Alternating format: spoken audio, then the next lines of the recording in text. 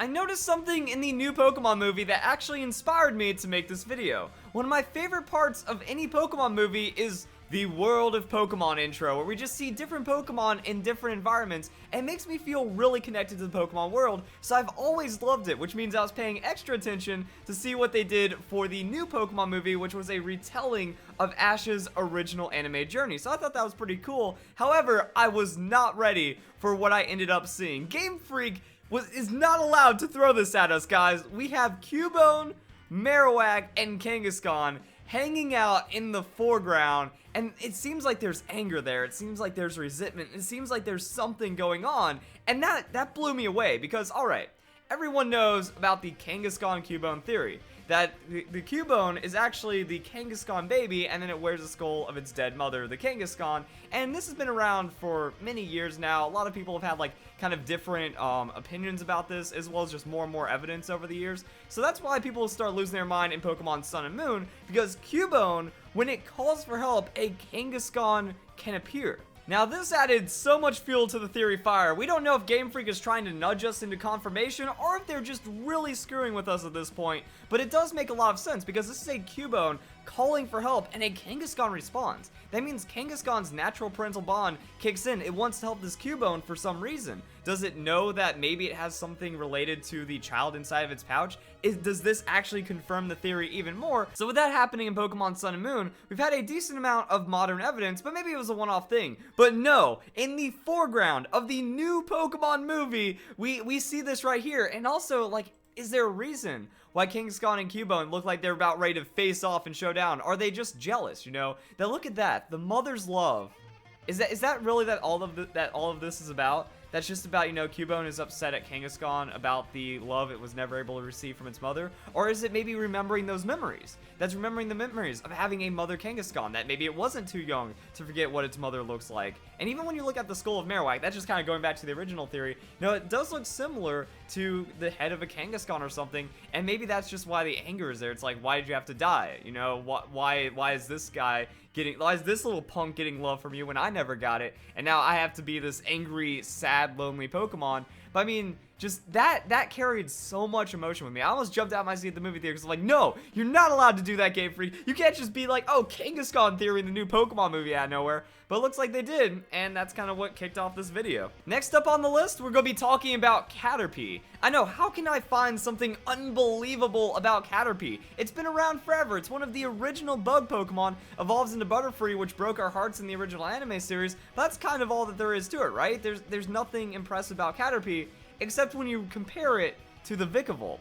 That Vikavolt actually has a lower base speed than the Caterpie. Now this is something anyone can find out by comparing base stats using the Vikavolt, or just kind of understanding that, you know, Vikavolt is a slow, heavy-hitting Pokemon, and while Vikavolt does trash Caterpie at everything else, it's hard to believe that a fully evolved bug-type Pokemon loses out to Caterpie in any stat. I don't care if it's speed, I don't care about anything like that, but it is one of those tricky things, like, oh, this only just kind of popped up in the 7th generation, and unless you were really paying attention to it, you might have overlooked it. But there we go, guys. Caterpie, faster than Vikavolt. It's just kind of like one of those weird realizations, even though it's kind of just already in plain sight. Kind of like how I've mentioned in previous videos, like unbelievable Pokemon trivia and stuff like that Amoonguss actually has a higher attack stat than the Talonflame. So people are like, oh man, Talonflame's so broken and one-shots everything. It's too fast. It does too much damage. It actually got nerfed in the 7th generation, even though Amoonguss, a mushroom, has more attack than one of the most tilt-inducing Pokemon I have seen in a while. Now, I was never one of those people that's like, oh man, Talonflame's unstoppable, but a lot of the community was afraid of it, and afraid so enough to actually justify it getting nerfed in the new Pokemon games, so it really just comes down to base powers. I think Talonflame Amoonguss comparison is also a good teaching tool for competitive, that it's not always about the raw stats. The base power is as important, if not more important, with the damage calculation than the actual stat that you're using, so it does help people out, but it's one of those weird things like, wait, Talonflame has, Amoonguss beats it? What? But it's true. And now we're going to talk about Lopunny. So Lopunny is everyone's favorite fan service Playboy Pokemon. It's also really good and competitive. It's really awesome that it got a Mega Evolution, but did you know that Baniri hides a pretty sad secret? And all you have to do is look at Baniri's moveset. Baneri learns frustration at level 1. It always carries frustration with it because it wants to be a Lopunny. That the way that you evolve Baneri into Lopunny is through friendship. So every level, every moment you are not at your max friendship with your Baneri, Baneri's going to be upset. It's going to have frustration that it isn't evolved into a Lopunny already, that it hasn't reached the ultimate bond with its trainer. However, when you actually evolve it into Lopunny, you see the reward right there. That return is learned by Baneri, and the craziest thing about this is that Baneri is the only Pokemon that learns frustration outside of the TM. So then Lopunny comes in, it gets Return. It is also the only Pokemon to learn Return outside of a TM, so it just kind of shows that this Pokemon values friendship more than anything, that it really wants to support its trainer when it has reached its full potential and builds that bond with its trainer. So I think that was just something really cool, really crazy, and really awesome. And I think that's maybe one of the side themes about this video is that it's hiding in plain sight, guys. That, you know, we saw it in the Pokemon movie. We can see it by just looking at some base stat totals or some moveset stuff. But there are some very surprising things that are like, oh, when you think about it, that's actually pretty neat. And maybe you haven't thought about it before.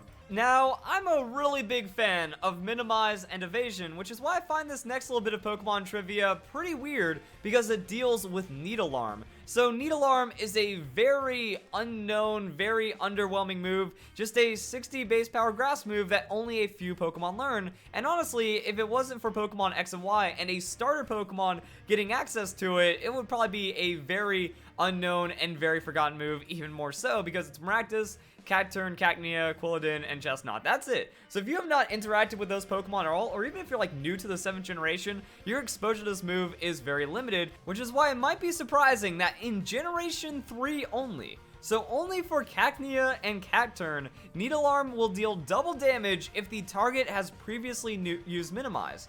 Now, the reason why I find this so interesting is because there's multiple moves that already have this effect, and some of them are receiving this effect in newer generations. So Steamroller was introduced with this effect, that if a Pokemon uses Minimize, it actually bypasses the accuracy check. So that Minimize means nothing, and then it deals double damage. Heavy Slam actually receiving this buff in the 7th generation as well, that Heavy Slam suddenly just hits Minimize Pokemon and deals double damage. Now, we've seen these effects for quite some time in Pokemon, that the move Stomp, since the 2nd generation, has actually dealt double damage to Minimize Pokemon, but in the 6th generation, there were a lot more new moves added with this effect, such as Body Slam, and then that's when the accuracy check bypass came in. So effectively, an incredibly hard counter to the Minimize, instead of just being like, oh, it's just double damage. But the weird thing is that Needlearm never made a return.